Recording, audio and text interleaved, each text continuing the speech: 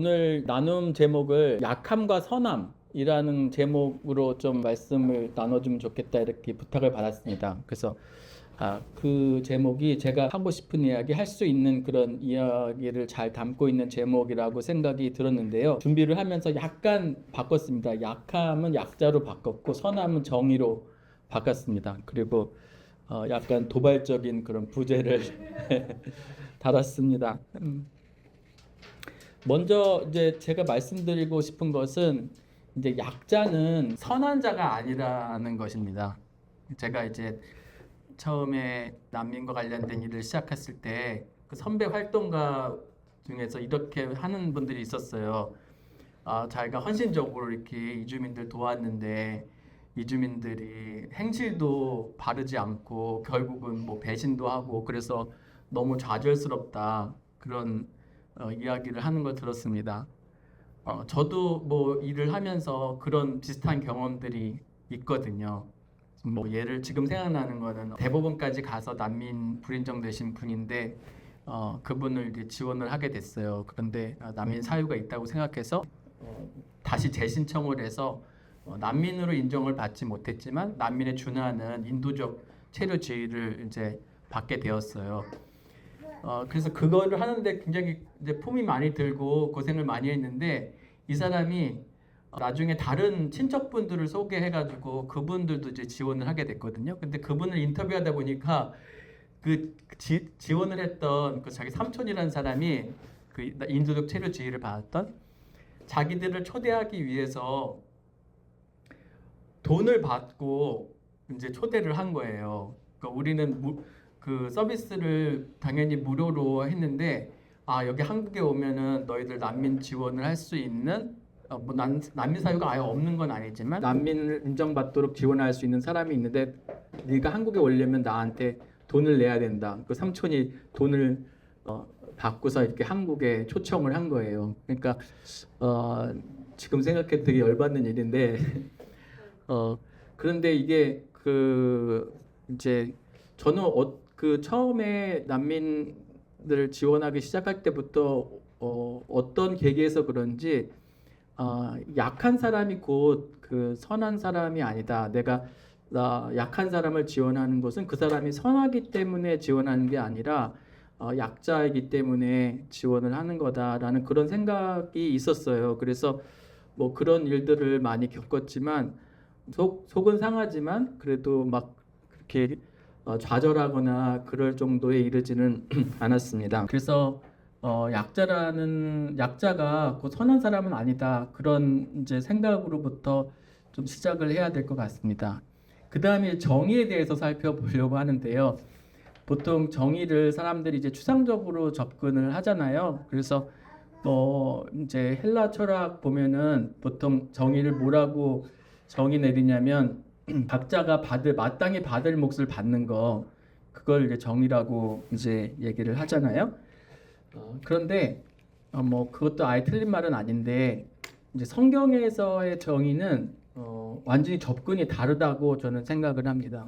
성경은 이렇게 추상적으로 접근하는 것이 아니라 굉장히 구체적으로 접근을 해요. 그래서 약자들을 지원하고 약자들 편에 서는 것 그게 정의라고 봅니다. 그래서 고아와 가부, 나그네 그리고 가난한 자를 돕고 그 사람들 편에 서는 것이 정의라고 굉장히 구체적으로 끊임없이 말을 하고 있습니다. 그래서 오늘 본문도 제가 이제 마태복음 25장을 가져왔어요. 여러분 너무 잘 아는 구절이죠. 그러니까 마지막 때에 양과 염소를 가를 때 예수님께서 너희들 나를 대접하지 않았다. 그랬더니 왜 대접하지 않았습니까? 그랬더니 내가 굶주리고 목마르고 갇혀있을 때 너희가 나를 돌보지 않았다. 그리고 양의 편에 선 사람들한테는 내가 이제 굶주리고 목마르고 갇히고 그리고 나그네 되었을 때 너희가 나를 돌봤다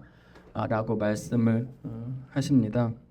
결국 정의라는 것은 우리 주변의 약자를 찾아서 그 사람들 편에 서는 게 정의다라고 생각을 합니다. 그래서 어필에서 처음 일을 할 때 저희가 가장 우리 사회에 약한 사람들이 누군가, 이주민들이 그 자체로 취약하지만 또 우리 사회의 어떤 인종주의적인 그런 사회를 봤을 때 이주민은 그 자체로 취약하지만 특히 국가가 있지만 국가가 자기를 보호하지 않고 오히려 박해를 하는 그런 난민들 같은 이주민, 또 무국적 국자 나라가 없는 그런 이주민, 또 강제로 이주한 그런 이제 인신매매 피해자, 또 갇혀 있는 이주민, 이런 사람들을 집중적으로 지원을 하자라는 그런 생각을 했습니다.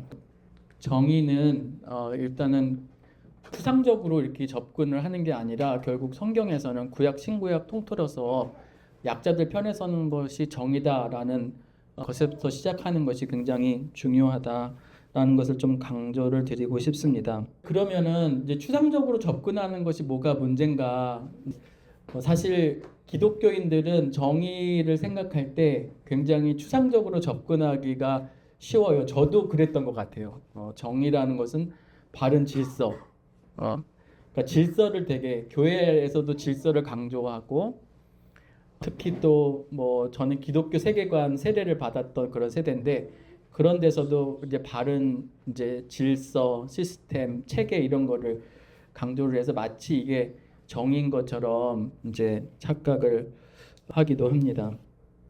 그런데 이 질서로부터 시작을 하면은 이게 우리가 정의를 행한다고 하면서 허수아비를 때릴 수 있는 경우가 많은 거예요. 전혀 정의에 기여하지 않고 시스템을 공고히 하는데 그 시스템이 사실은 어떤 경우에는 약자들을 더 착취하고 억압하는 그런 시스템임에도 불구하고 정의를 추구한다고 하면서 오히려 그 시스템을 공고히 하고 약자를 더 취약하게 만드는 그런 일을 할 수도 있다고 생각을 합니다. 근데 이제 특히 법률가들은 더 그런 것 같아요.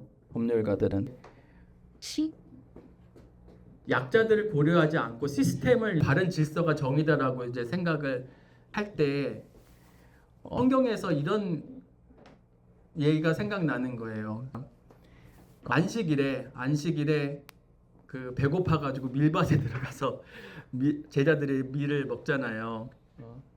근데 배고픈 사람은 보이지 않고 안식일을 어기는 것만 보이는 거예요. 또 예수님이 38년 된 그런 병자를 고치잖아요. 그런데 이제 질서에 그 초점이 가 있는 사람들은 38년 된 병자가 낫고 그 사람이 얼마나 고통 가운데 있는지는 보이지 않고 이 사람 때문에 결국 이 공동체의 질서가 무너지는구나 이런 생각을 하게 되는 거죠. 그러니까 애굽에 갔던 이제 이스라엘 그 사람들이 그 바로가 남자 아기를 다 죽이라고 하잖아요. 왜냐하면 숫자가 늘어나니까 전쟁이 나면 이스라엘 사람들이 적국 편에 설 수도 있으니까 질서가 이제 위협이 되는 거예요. 그 노예들의 상황은 안중에도 없고 결국 질서가 위협이 될까봐 전전긍긍하는 거죠. 그러면서 질서를 위해서 남자 아이들을 다 죽이게 되는 것입니다.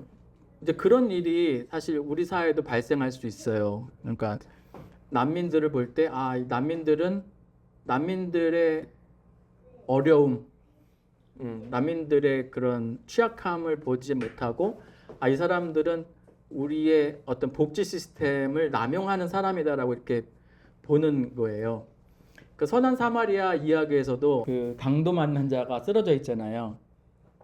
근데 제사장과 뭐 레위인 다 지나갑니다.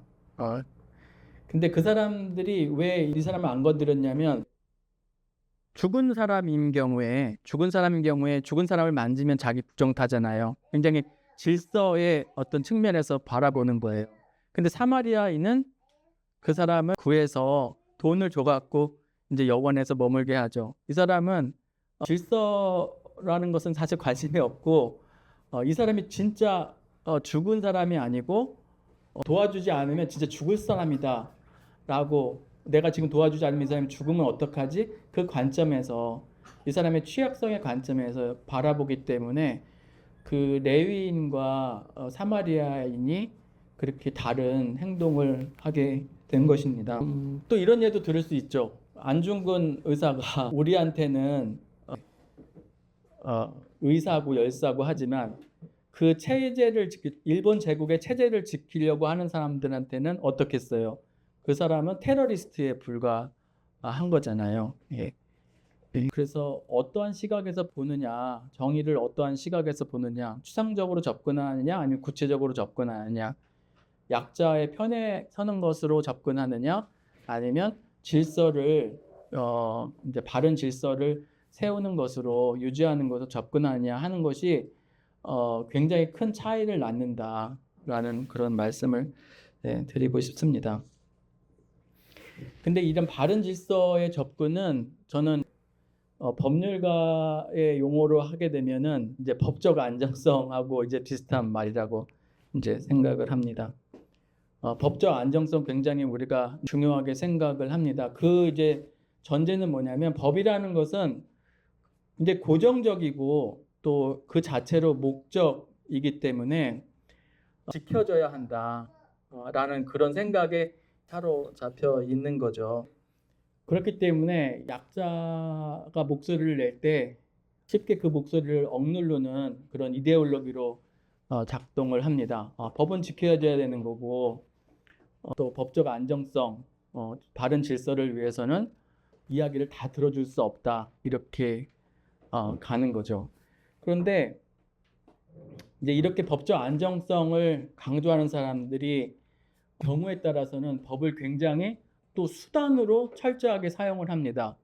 자기 이익을 위해서 또 정치, 경제 권력자의 이익을 위해서 철저하게 법을 수단화하고 법률가가 로비스트로서 그렇게 활동을 하는 것입니다. 우리가 잘 알듯이 수많은 사람들을 그 죽음으로 몰아냈던 가습기 살균제, 여기에 사실 법을 잘 아는 법률가들이 법을 가지고 그 위험성을 은폐하는데 당연히 의견서를 써줬겠죠. 그 다음에 미국이 관타나모에 가서 사람들을 고문하잖아요.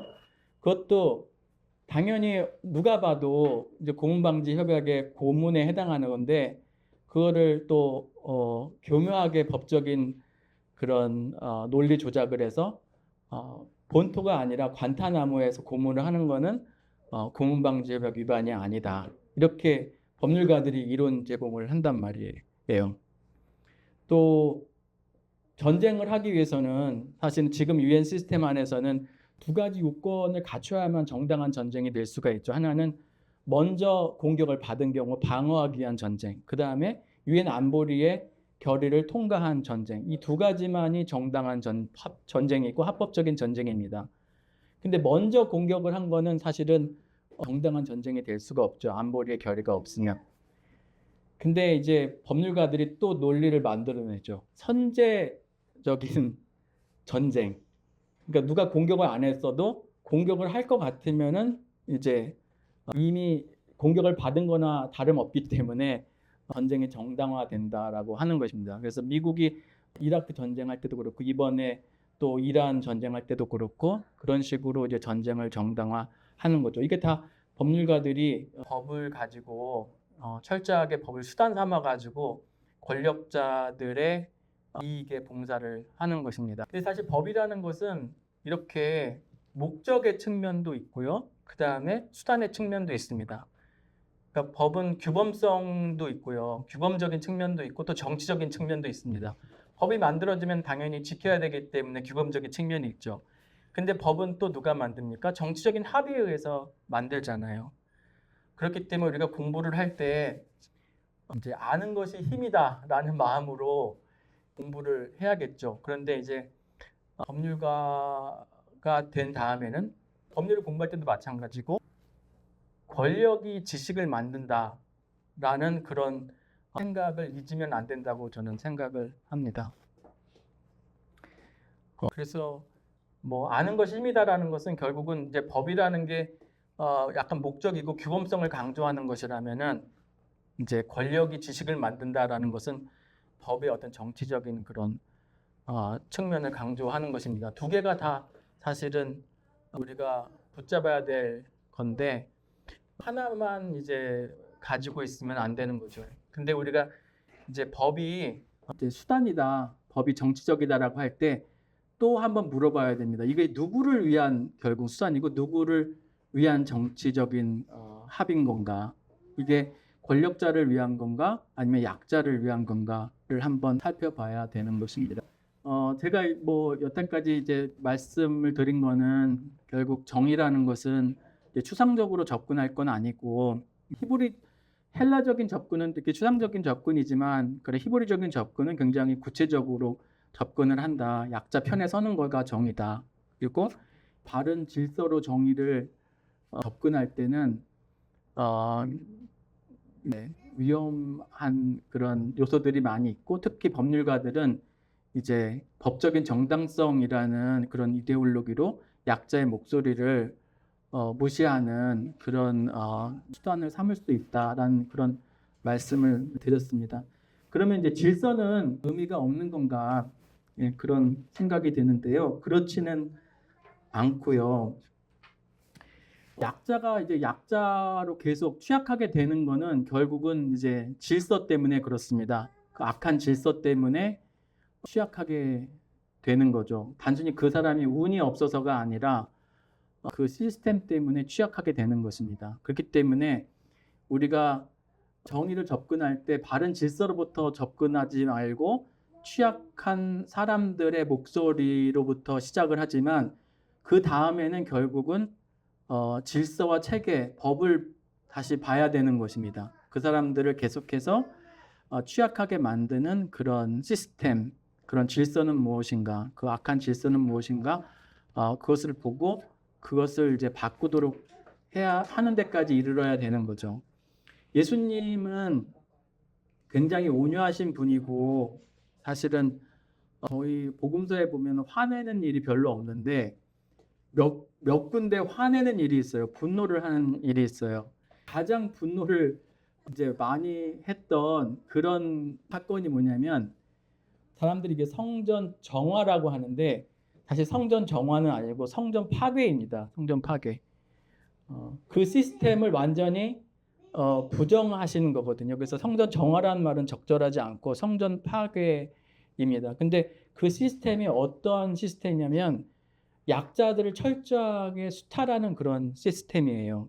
그때의 어떤 종교, 정치, 경제 권력자들이 약자들을 수탈하는 그런 시스템입니다. 사람들이 종교적인 의무를 행사하기 위해서 예루살렘에 뭐 한 번이든 세 번이든 가가지고 제사를 지낼 수밖에 없죠. 근데 제사를 지낼 때 제물을 가지고 가잖아요. 그리고 성전세를 바칩니다. 근데 이것도 또다시 종교적인 의무를 부과합니다. 제물을 바칠 때 흠 있는 제물을 바치면 안 되죠. 성전세를 바칠 때 로마 황제의 얼굴이 그려진 동전으로 바치면 안 됩니다.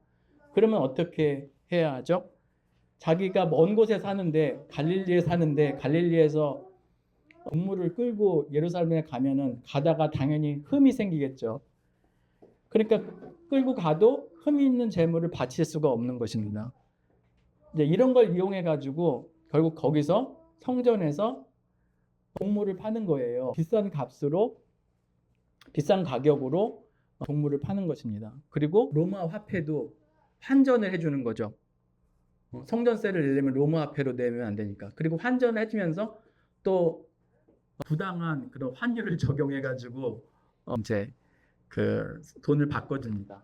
근데 이런 게 어디서 일어나냐면 성전의 이방인 뜰에서 일어나는 거예요. 이방인들이 유일하게 갈 수 있고 접근할 수 있는 곳이 이방인의 뜰인데 이방인이 가지 못하게 거기에 전부 돈 바꾸는 사람, 그 다음에 그 동물 파는 사람으로 가득 차 있는 거예요. 그러니까 예수님이 여기 성전인데 왜 이렇게 시끄럽게 하고 여기서 왜 장사해? 그런 개념으로 화를 낸 게 아니라 예수님 말씀이 그러잖아요. 하나님의 집을 강도의 소굴로 만들었다. 강도.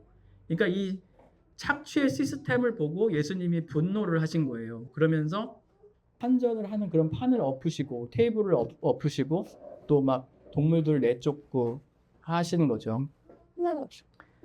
그래서 이제 제 말씀의 포인트는 우리가 약한 사람들의 편을 드는 것으로부터 우리가 정의를 접근할 때 시작을 하지만 결국 이 악한 시스템을 우리가 찾아내야 되고 그것을 이제 바꾸는 데까지 가야 된다라는 그런 말씀입니다. 저희도 어필에서 일할 때 단순히 이제 피해자들을 이제 뭐 약자들을 지원하는 것뿐만 아니라 그 약한 사람들을 더 취약하게 만드는 시스템 그런 거에 이제 관심을 갖게 됐습니다. 그러면서 제도를 바꾸고 하는 일도 했는데 결국 그 끝에 가버리면은 결국 우리 사회의 인종주의, 그 인종주의라는 것은 단순히 어떤 그 감정적인 그런 태도의 문제는 아니거든요. 법적이고 제도적인 문제거든요. 그래서 법적이고 제도적인 거하고 어떤 이제 감정적이고 태도적인 문제가 서로를 강화하면서 이제 우리 사회의 인종주의가 진화를 해왔는데요. 결국은 이제 시스템을 건드리고 또 질서를 건드리면은 결국 인종주의 문제까지 이제 거슬러 올라갈 수 있는 것입니다. 네. 그 다음에 제가 이제 말씀드리고 싶은 거는 이게 약자의 편을 드는 게 정인데 우리의 약자의 범위가 이제 어디까지인가 좀 생각해 보면 좋겠다라는 거예요. 그래서 약자의 어떤 범주를 우리가 0점 조정하는 것이 필요하다라는 것입니다. 부와 가부, 그 다음에 나그네와 가난한 자, 이게 어떤 사람은 이제 구약 성경에 나오는 약자의 사중주라고 부르는데 약자가 그 사람들만 있는 건 아니죠. 그 사회에서 가장 약한 자들을 대표적으로 이제 보여주는 것이 그런 약자의 사중주입니다. 우리 시대에 약자는 약자는 누구인가를 사실은 우리가 0점 조정할 필요가 있는 거예요. 우리가 고정관념을 가지고 이 약자는 이제 이 범주에 사는 사람들만 약자다라고 이제 생각하기 쉬운데 우리가 우리 시야를 좀 확대해서 우리 시대의 약자가 누구인지 잘 살펴볼 필요가 있는 것입니다. 그게 이제 사마리아인 비유에서도 예수님께서 도전하신 게 그거라고 생각해요. 그 서기관이 이웃에 대한 고정관념을 가지고 예수님한테 온 거잖아요. 근데 예수님이 사마리아인 비유를 들면서 너가 가지고 있는 이웃 리스트가 너무 협소하다. 라고 도전을 하신 것입니다. 이제 어떤 신학자는 예수님이 죄인을 부르러 왔다라고 할 때, 죄인을 위하러 왔고 부르러 왔다라고 할 때 이 죄인이라는 것은 단순히 어떤 도덕적인 규범을 범한 그런 사람들만 의미하는 것이 아니라 배제된 사람들을 의미한다라고 그래요. 그러니까 예수님이 세리하고 식사를 할 때 사람들이 수군거립니다. 예수님이 왜 세리와 죄인들과 밥을 먹냐 이렇게 수군거려요. 그때 세리와 죄인이라고 할 때 이제 세리가 대표적인 죄인이라는 그런 말이거든요. 근데 여기서 죄인은 단순히 어떤 도덕적인 규범을 개별적인 그런 규범을 범한 사람이 아니라 법 밖에 있는 사람들, 그래서 취약하고 배제된 사람들을 의미하는 것입니다. 예수님이 로마인들, 이방인들의 손에 의해서 죽임을 당할 것이다 라는 것을 표현을 성경에서 어떻게 하냐면 예수님이 죄인들의 손에 넘겨가지고 죽을 것이다 그러거든요. 그래서 여기서 죄인도 마찬가지로 법 밖에 있는 사람들을 의미하는 것입니다. 대표적으로 법 밖에 있는 사람들이 누구겠어요? 그러니까 토라 바깥에 있는 사람들, 당연히 이방인이겠고 또 유대인이지만 세리와 창녀 같은 사람들은 유대인에도 불구하고 법 밖에 있는 그런 사람들이고 그렇기 때문에 예수님께 죄인을 부르러 왔다는 것은 그 사회에 있어서 그 당시에 가장 배제된 사람들을 부르러 왔다는 의미도 들어있는 것입니다. 우리 사회에 지금 시대에 가장 배제된 사람들이 누군가, 배제된 존재가 무엇인가, 우리가 이런 고민을 좀 해볼 필요가 있는 것 같아요. 특히 이제 기후위기 시대 때 가장 취약한 존재는 무엇인가, 그런 이제 고민을 안 할 수 없는 거죠. 제가 예전에도 뭐 나눈 것 같은데 예수님께서 왜 말 밥그릇에서 태어났는가 그런 생각을 이제 하게 됩니다. 예수님께서 하신 일을 가장 극적으로 이제 표현해 주는 게 마지막 만찬이거든요. 내가 내 몸이 너희를 위한 몸이고 내 피가 너희를 위해서 흘리는 피다라는 것을 보여주는 예수님 자신이 음식으로 표현하면서 예수님의 사역을 압축적으로 설명을 해주시는 거거든요. 근데 예수님이 말 밥그릇에서 태어난 것은 어떤 의미가 있는가 그런 측면에서 좀 생각을 해보게 된 거예요. 예수님이 로마서 8장의 말씀대로 단순히 사람만을 구원하는 게 아니라 모든 피조물이 지금 신음하고 있기 때문에 모든 피조물을 구원하기 위해서 오신 거잖아요. 그러니까 말 구유에 있다는 것은 내가 이제 사람뿐만 아니라 비인간 그런 피조물들을 위한 몸이기도 하다 내가 라는 것을 보여주는 게 아닌가 그런 생각이 듭니다. 인종주의 사회 제가 이제 생각한 거를 말씀드리면 인종주의 사회에서 가장 이제 취약한 사람들은 이제 이주민들, 특히 이제 강제 이주된 이주민들이라고 생각을 이제 하면서 어필해서 일을 했는데 또 기후위기 시기를 생각하면은 기후위기 때 고통을 받는 그런 비인간 생물들 또 지금 제노사이드의 위협을 받고 있는 팔레스타인 사람들 이런 사람들이 우리 시대에 가장 이제 취약한 사람들이 아닌가. 그래서 여러분도 약자의 편을 드는 것이 정의라면은 나에게 가장 약한 사람들은 무엇인가 한번 고민해보고 나의 어떤 이웃 리스트를 0점 조정하는 것이 의미가 있겠다 이렇게 말씀을 드립니다. 제가 이제 많이 하는 말 중에 하나가 이제 그리스도인은 종말론적인 공동체다라는 그런 말을 이제 많이 해요. 그게 뭐냐면 그리스도인들은 종말을 미리 사는 사람들이라는 거예요. 종말을. 지금 여기서 종말을 사는 사람들이 그리스도인이라는 거죠. 그러니까 예수님이 하나님 나라를 시작을 하셨고 예수님이 다시 오실 때 완성이 되잖아요. 그래서 우리가 그 사이를 사는데 하나님의 백성인 우리의 소명은 뭐냐면 결국 그 완성될 그리고 이미 예수님이 시작하신 그 하나님의 나라를 지금 여기서 미리 사는 사람들이 그리스도인이라는 거예요. 그렇기 때문에 우리가 이제 예수님이 가르쳐 주신 기도를 할 때 항상 그렇게 기도하는 거잖아요. 하늘의 뜻이 하늘에서 이루어지듯이 땅에서도 이루어지게 해달라고 기도를 하는 거죠. 미리 하나님의 나라를 여기서 사는 것이 결국 하나님의 일을 이제 하는 거라고 할 수 있습니다. 근데 이 일을 잘하려면은 결국 하나님의 나라가 어떤 나라인지 아는 것이 중요하죠. 왜냐하면 하나님의 나라를 지금 여기 미리 살아야 되는데 하나님의 나라가 어떤 나라인지 모르면은 지금 살 수가 없는 거잖아요. 그래서 저는 이 종말론이라는 것이 결국은 다른 것들을 이끌어가는 굉장히 중요한 어떤 신학이다라고 생각을 해요. 그러니까 우리가 어떻게 사는지도 종말론이 결정을 하는 거고요. 예수님이 이 땅에서 하셨던 일, 그것도 종말론의 시각으로 봤을 때 더 분명하게 드러나는 것입니다.